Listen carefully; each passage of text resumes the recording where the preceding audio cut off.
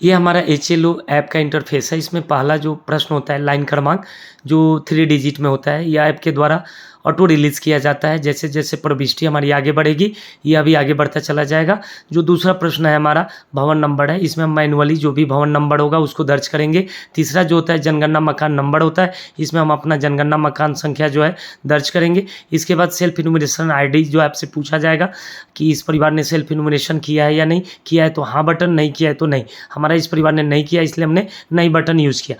उसके बाद हमारा अगला सवाल खुल जाएगा। चौथा सवाल हमारे स्क्रीन पे दिखाई दे रहा है। इसमें जो पूछा जा रहा है हमसे, जनगणना मकान के फर्श में प्रयुक्त प्रमुख सामग्री।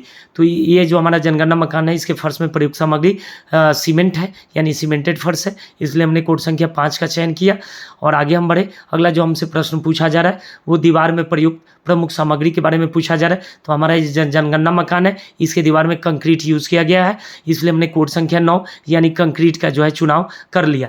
इसके बाद जो हमारा अगला प्रश्न होता है वो होता है जनगणना मकान की छत में प्रयुक्त प्रमुख सामग्री, यानी जो हम जनगणना मकान का कार्य कर रहे हैं इसमें किस छत में कौन सी सामग्री का इस्तेमाल किया गया है। तो इसके छत में कंक्रीट का इस्तेमाल किया गया, इसलिए हमने कोड संख्या 9 का चयन कर लिया। अगला प्रश्न जो है मकान के उपयोग का पता लगाएं, यानी हमारा मकान जो है उसका क्या उपयोग है। यह एक आवासीय मकान है, इसमें कोई और जो है कार्यक्रम संचालित नहीं किए जाते हैं, इसलिए हमने कोड संख्या 1 का चयन कर लिया।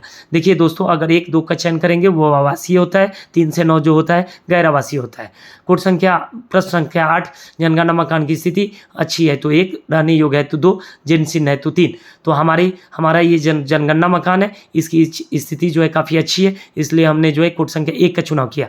यहाँ आप देख पा रहे होंगे 9 नंबर परिवार क्रमांक, यानी यहाँ हमारे ऐप ने ऑटो रिलीज़ कर दिया, हमने कुछ नहीं किया।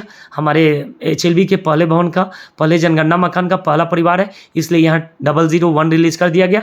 अगला सवाल है इस परिवार में सामान्यतः रहने वाले व्यक्तियों की कुल संख्या।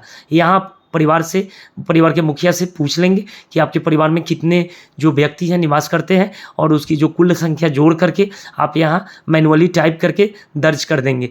इसके बाद जो हमारा अगला प्रश्न होता है परिवार के मुखिया का नाम, यानी मुखिया का जो भी नाम है उसको हम यहाँ मैनुअली टाइप करके दर्ज कर लेंगे। यहाँ एक बात ध्यान आप लोग रखेंगे कि जो हम नाम दर्ज करेंगे वो हिंदी भाषा में ही होना चाहिए, इंग्लिश में हम लोग नाम जो है दर्ज नहीं करेंगे, क्योंकि बिहार के लिए जिस भाषा का चयन किया गया है वो हमारा हिंदी है, इसलिए हम लोग अंग्रेजी भाषा का इस्तेमाल करने से बचेंगे और हम यहाँ मुखिया का जो नाम है वो हिंदी भाषा में ही चयन करेंगे। इसके बाद हम जो है जैसे मुखिया का नाम दर्ज कर लेंगे, हम आगे बढ़ेंगे। अगर उसके बाद अगला बटन जो हमारा होता है वो हम प्रेस करेंगे। जैसे हम अगला बटन प्रेस करेंगे, हमारा जो अगला प्रश्न होगा वह होता है मुखिया के लिंग से जुड़ा हुआ, यानी मुखिया का लिंग क्या है, पुरुष है, स्त्री है या ट्रांसजेंडर है। तो हमारा यह मुखिया पुरुष है, इसलिए हमने कोड संख्या 1 का इस्तेमाल किया। अगला प्रश्न जो है उसके कैटेगरी को लेकर है, SC है, ST है या अन्य है। तो हमारा यह अन्य है, इसलिए हमने 3 का चुनाव किया। इसके बाद इस मकान के स्वामित्व की स्थिति पूछा जा रहा है, यानी यह खुद का उसका अपना है या वो किराए के मकान में निवास कर रहा है या किसी अन्य माध्यम में निवास कर रहा है। तो हमारा ये खुद का निवास है, इसलिए हमने कोड संख्या 1 का चयन किया। इसके बाद 15 नंबर जो सवाल है रहने के लिए उपलब्ध कमरों की संख्या। दोस्तों यहाँ आप लोग ध्यान देंगे, इसमें रसोई घर, स्नानगृह, शौचालय और स्टोर रूम और बरामदा या गलियारा जो होता है उसको हम लोग रहने के लिए उपलब्ध कमरों में नहीं गिनेंगे। हम जो उपलब्ध रहने के लिए कमरों की संख्या में दर्ज करेंगे उसमें हमारा शयन कक्ष होगा, डाइनिंग होगा, ड्राइंग रूम होगा, अध्ययन कक्ष होगा, नौकर का कमरा होगा। इन सब चीज़ों को हम इसमें ऐड कर लेंगे। अगला जो हमारा प्रश्न होता है वह होता है इस परिवार में रहने वाले विवाहित दंपतियों की संख्या, यानी इस परिवार में कुल कितने दंपति वर्तमान समय में निवास कर रहे हैं। देखिए दोस्तों, जो दंपति की संख्या होगी उसको हम लोग मैन्युअली टाइप करके यहाँ दर्ज कर लेंगे। लेकिन यहाँ एक बात ध्यान रखेंगे, दंपति का मतलब होता है एक जोड़ा, यानी एक मेल और एक फीमेल। इसमें जो है हम लोग क्या करेंगे, अगर विधवा भी दूर होगा तो उसको हम लोग दंपति नहीं मानेंगे, यानी जो अभी जोड़ा है उसको हम लोग दंपति यहाँ मानते हुए आगे एंट्री करेंगे। 17 जो सवाल होगा, 17 नंबर पेयजल का मुख्य स्रोत, यानी यह परिवार जो है पेयजल के रूप में किस स्रोत का इस्तेमाल कर रहा है। तो हमारा जो परिवार है पेयजल के रूप में हैंडपम्प का इस्तेमाल कर रहा है, इसलिए यहाँ हम कोड संख्या 4 का चयन किए। इसके बाद जो अगला प्रश्न है पेयजल स्रोत की उपलब्धता, यानी जो पेयजल यूज़ कर रहा है उसकी उपलब्धता जो कहाँ है, परिसर के अंदर है, परिसर के निकट है या दूर है। तो यह हमारा अंदर है, इसलिए हमने कोड संख्या 1 का चयन किया। अगला प्रश्न प्रकाश का मुख्य स्रोत, यानी देखिए एक से अधिक भी मुख्य स्रोत हो सकता है, लेकिन इसमें से जो ज़्यादा यूज़ कर रहा है उसको हम मानेंगे, यानी इस परिवार ने ज़्यादा बिजली का इस्तेमाल कर रहा है, इसलिए हम कोड संख्या 1 को माने। शौचालय की सुलभता, अगर इस परिवार के पास है तो कोड संख्या 1 से 3 का इस्तेमाल करेंगे, नहीं है तो कोड संख्या 4। तो हमारे इस परिवार के पास उपलब्धता है, इसलिए हम कोड संख्या 1 का चयन कर लिए। और यह कैसा है, केवल परिवार अपना ही यूज़ करता है, कोई और व्यक्ति या परिवार इसमें यूज़ नहीं करता है। अगला प्रश्न जो है शौचालय के प्रकार से है कि अब शौचालय है तो किस तरीके का शौचालय है। तो इस परिवार के पास सेप्टिक टैंक है, सेप्टिक टैंक वाला शौचालय, इसलिए हमने कोड संख्या 2 का चयन किया। अगला जो प्रश्न है 22 नंबर, गंदे पानी की निकासी किससे जुड़ी हुई है।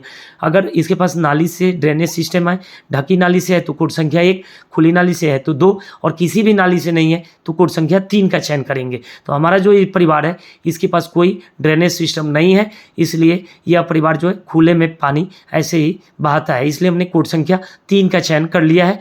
अब हमारा जो अगला प्रश्न होगा वह होगा परिसर के अंदर स्नान घर की सुविधा की उपलब्धता से संबंधित। अगर इस परिवार के पास है तो कोड संख्या 1, 2 का चयन करेंगे, नहीं है तो कोड संख्या 3 का चयन करेंगे। कोड 1 कह रहा है कि स्नान गृह, यानी प्रॉपर कोई स्नान गृह इस परिवार के पास है तो कोड संख्या 1 का चयन करेंगे। लेकिन स्नान गृह है, लेकिन चारों साइड से दीवार है, गेट है, लेकिन छत नहीं है, तो इसके लिए कोड संख्या 2 दिया गया है। तो हमारे इस परिवार के पास उपलब्धता जो है नहीं है, इसलिए हम कोड संख्या यहाँ 3 का चयन कर रहे हैं। और इसके बाद जो हमारा अगला जो प्रश्न होगा वो इस प्रकार होगा। इसके बाद हम रसोई घर एलपीजी पीएनजी कनेक्शन की उपलब्धता से जुड़ा है। दोस्तों यहाँ 2 प्रश्न है, यानी उस परिवार के पास रसोई घर की उपलब्धता है या नहीं है, और एलपीजी पीएनजी कनेक्शन की उपलब्धता है या नहीं। देखिए अगर इस परिवार के पास रसोई घर उपलब्ध है और रसोई घर में प्रॉपर खाना बनाता है तो उसके लिए कोड 1, 2 का चयन करेंगे। अगर इस परिवार के पास कोई रसोई घर की सुविधा उपलब्ध नहीं है और यह खाना घर के ही अंदर किसी जगह पे बनाता है तो कोड संख्या 3, 4 का चयन करेंगे। और यह घर के अंदर भी नहीं बनाता है और रसोई घर भी नहीं है, कहीं अन्य जगह पे बनाता है या बाहर बनाता है तो उसके लिए कोड संख्या 5, 6 का चयन करेंगे। अगर ये खाना ही नहीं बनाता है तो कोड संख्या 7 का चयन करेंगे। अब आ जाइए, अगर इस परिवार के पास रसोई घर नहीं है, घर के अंदर बनाता है, एलपीजी पीएनजी कनेक्शन उपलब्ध है तो कोड संख्या हम 3 का चयन कर लेंगे। तो हमने यही चयन किया। इसके बाद अगला जो प्रश्न है खाना बनाने के लिए यह प्रयुक्त मुख्य ईंधन इस परिवार के पास क्या है। तो इस परिवार के पास एलपीजी पीएनजी है, यानी ज़्यादा यही यूज करता है। इसके बाद जो अगला प्रश्न है रेडियो ट्रांजिस्टर, यानी यह परिवार सुनता है कि नहीं रेडियो। तो कि सुनता है तो 1 से 3, नहीं सुनता है तो कोड संख्या 4। अब सुनता है तो कैसे सुनता है, परंपरागत रेडियो सेट पे सुनता है कि मोबाइल स्मार्टफोन पे सुनता है या किसी अन्य उपकरण पे सुनता है। तो यह परिवार मोबाइल फोन स्मार्टफोन पे सुनता है, इसलिए कोड संख्या हम चयन किए। इसके बाद टेलीविज़न से संबंधित प्रश्न है कि इस परिवार के पास टेलीविज़न है या नहीं है तो कोड संख्या 1 से 4, नहीं है तो कोड संख्या 5। अगर है तो कैसे वो टेलीविज़न का इस्तेमाल जो है कैसे करता है, तो ये मुफ्त डिश यानी फ्री डिश का इस्तेमाल करता है, इसलिए हमने कोड संख्या 1 का चयन किया। इसके बाद 28 नंबर जो प्रश्न है वो पूछता है इंटरनेट सुविधा इस परिवार के पास है कि नहीं है तो कोड संख्या 1 से 3 का चयन, नहीं है तो कोड संख्या 4 का चयन। तो इस परिवार के पास इंटरनेट सुविधा है, मोबाइल स्मार्टफोन में यूज करता है। अगला सवाल जो है लैपटॉप कंप्यूटर से जुड़ा है तो 1, नहीं है तो 2। इस परिवार के पास उपलब्धता नहीं है, इसलिए हमने 2 चयन कर लिया। अगला जो प्रश्न होता है हमारा टेलीफोन और मोबाइल फोन स्मार्टफोन से जुड़ा होता है। अगर है तो कोड संख्या 1 से 4 तक का चयन करेंगे, नहीं है तो कोड संख्या 5 का चयन करेंगे। अब देखिए सिर्फ इस परिवार के पास स्मार्टफोन है, बाकी कोई और साधन नहीं है, तो इसलिए हमने कोड संख्या 2 का चयन कर लिया। अगर देखिए स्मार्टफोन भी होता और लैंडलाइन भी होता तो उसके लिए हम क्या करते 4 कोड चयन कर लेते, यानी दोनों।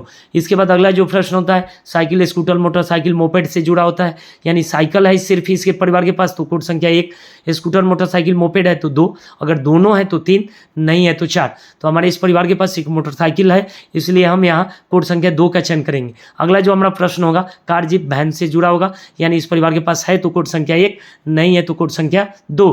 तो हमारी यहाँ ध्यान रखेंगे सिर्फ होना ही नहीं है, उसकी उपलब्धता भी है। अगर वो दूसरे का भी यूज कर रहा है तो भी यहाँ माना जाएगा उपलब्धता, तो हाँ कर देंगे। लेकिन यहाँ परिवार नहीं यूज कर रहा है, इसके पास है नहीं उपलब्धता, इसलिए हमने कोड संख्या 2 का चयन किया। अगला जो है 33 नंबर प्रश्न परिवार द्वारा उपभोग किए जाने वाले मुख्य अनाज, यानी इस परिवार के द्वारा ज़्यादा किस अनाज का उपयोग किया जा रहा है, यानी चावल, गेहूँ, ज्वार, बाजरा, मक्का या कोई अन्य जो है अनाज।